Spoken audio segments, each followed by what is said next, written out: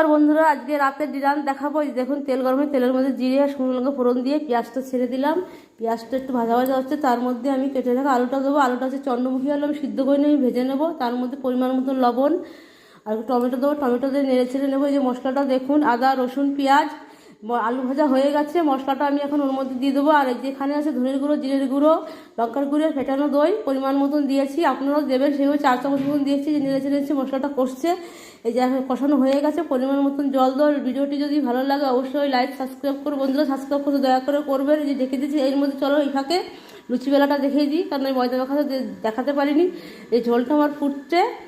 এই যে লুচি ভেজে নিচ্ছি, দেখুন কি সুন্দর করে ফুলকো ফুলকো লুচি হয়ে। ছেলে বৃষ্টি নেমেছে বলে বায়না ধরেছে, ছেলের বায়নার জন্য আমি লুচি করলাম। যে লুচি নামিয়ে নিয়েছি, এই তরকারি হয়ে গেছে। এখন নামিয়ে নেবো। নামানোর আগে একটু চিনি দিয়ে নামিয়ে নেবো। আর ভিডিওটি দেখতে চান অবশ্যই চ্যানেলটাকে ফলো করুন। বন্ধুরা আজকে রাতের ডিনার দেখাচ্ছে। এই যে দেখুন